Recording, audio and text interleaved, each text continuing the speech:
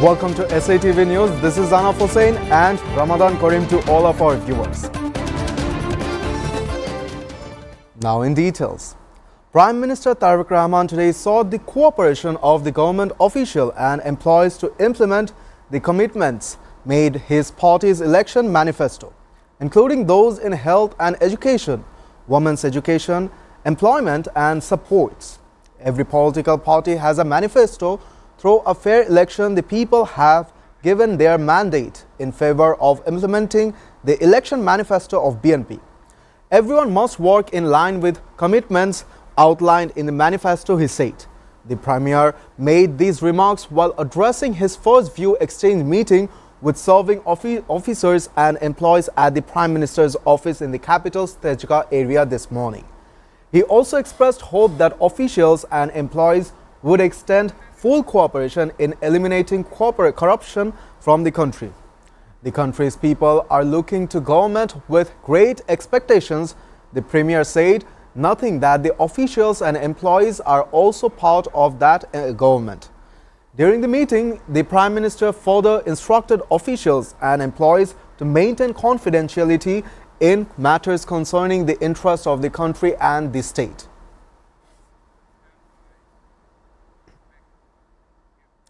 Law, Justice and Parliament Affairs Minister M. Asaduজ্জামান has warned that anyone providing shelter to individuals involved in the Norshindi rape case will face severe consequences. Speaking at a coordination meeting with local MPs and government officials held at the Deputy Commissioner's Conference Hall in Jhinada today, he said that serious cases including the murder of child Tabassum in Norshindi and Jhinada will be handled with the highest priority. No one involved in crimes such as rape or those aiding or sheltering criminals will be spared. He added regarding infrastructure projects, the minister warned that contractors involved in irregularities or corruption will have their license revoked and will be barred from future government contracts. He also referred to the July uprising, saying, "This government formed on the sacrifices of the July martyrs will not tolerate any disrespect towards them. Those who committed crimes during the uprising will face justice. There is no scope for those involved in fascist acts or genocide to evade accountability through legal loopholes," the minister further added.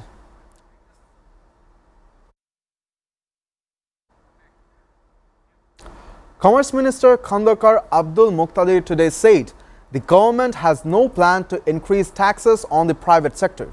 He made the remarks while responding to questions from journalists after a view exchange meeting with local administrations on officials at the Sylhet Circuit House.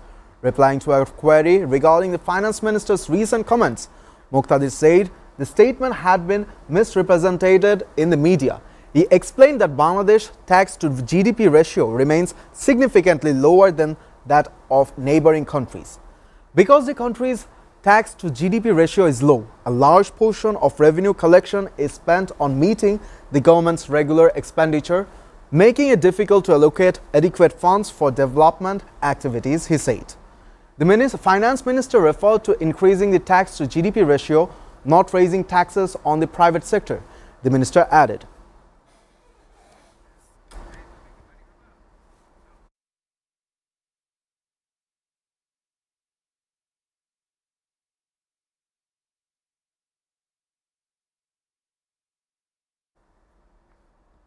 Road Transport and Bridges, Railways and Shipping Minister Sheikh Rabiul Alam has directed transport operators not to raise fare during the upcoming Eid holidays, warning of strict action against any violations. Speaking to reporters during a visit to the Narayanganj terminal and several ongoing infrastructure projects, the minister said it has been clearly instructed that transport fares must not be increased during Eid. Strict measures will be taken against anyone attempting to hike fares, he added. The minister expressed optimism about his year's Eid travel, stating that authorities are working to ensure a comfortable and safe journey for passengers. Regarding allegations of pollution and extortion our waterways, the minister said steps would be taken quickly in coordination with the relevant ministries. The Center for Policy Dialogue has called for a review of the trade agreement signed with the United States by the outgoing interim government, warning that it may not serve the country's long-term economic interest. During a press conference today, CPD's Researcher Director Dr. Khandakar Gholam Mozammar urged the new government to review the interim U.S. trade deal to ensure it aligns with national interests. CPD claimed that the administration, led by Professor Dr. Mohammad Yunus, finalized what it described as a discriminatory agreement with the U.S. government at the end of its tenure, which could create pressure on future trade and economic policies. Speakers at the press conference said the new administration's key challenge will be formulate a coordinated and balanced trade policy that prioritizes national interests.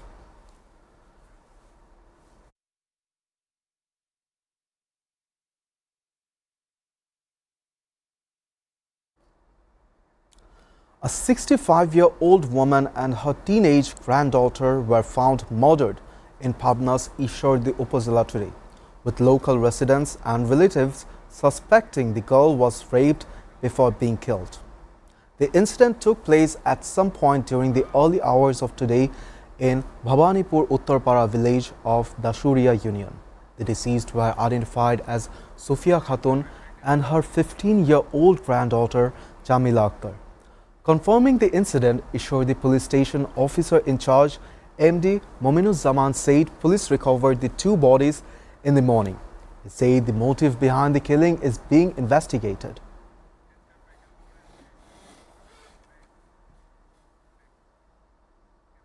Viewers, we are taking a short break. Stay with us.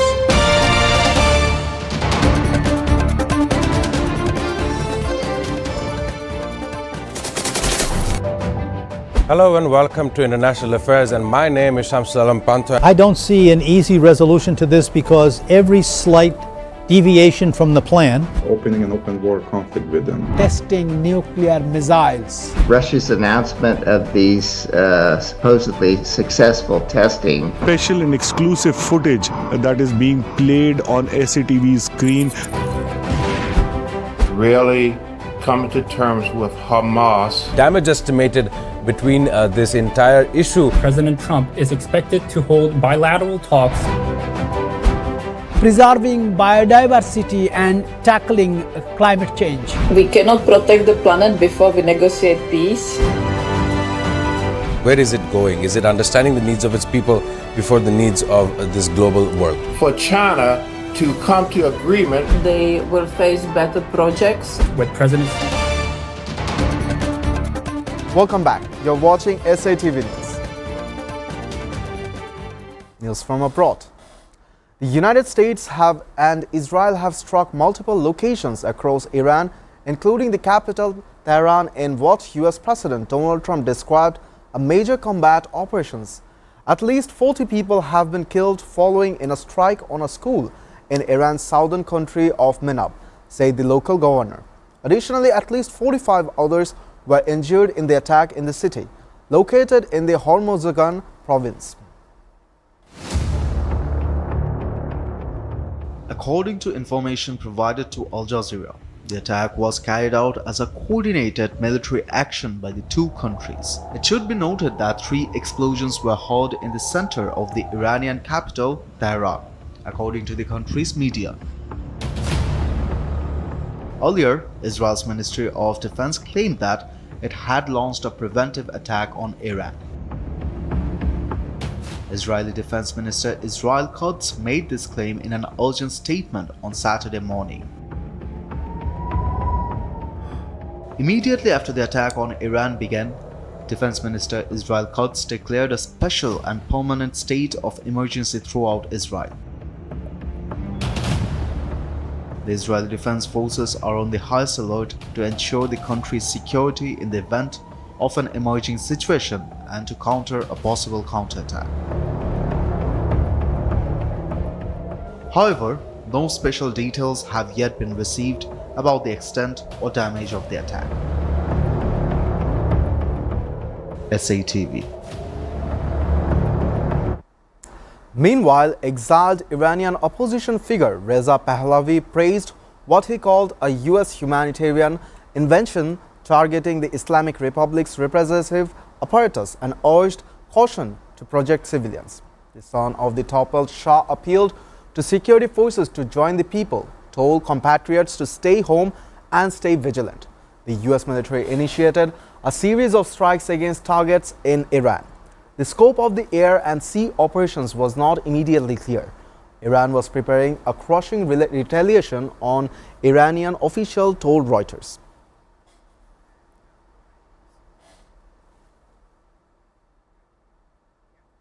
International calls for mediation are growing as Pakistan and Afghanistan engage in cross-border fighting for a third day in the most serious flare-up in violence between the neighbors in months that Pakistan says has brought them into open war.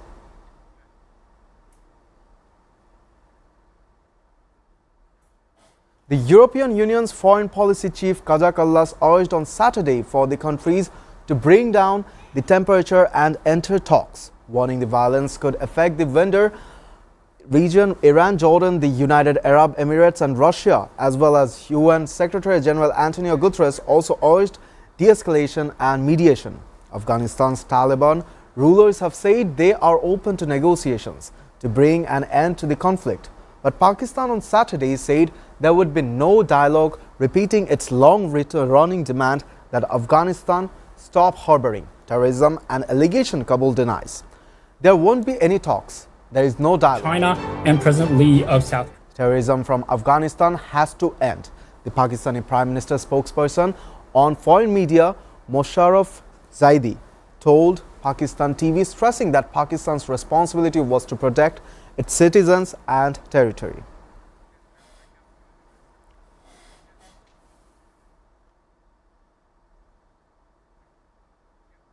You're up to date with our top stories so far here on SATV. And to know the latest news, visit www.satv.tv. Stay with us.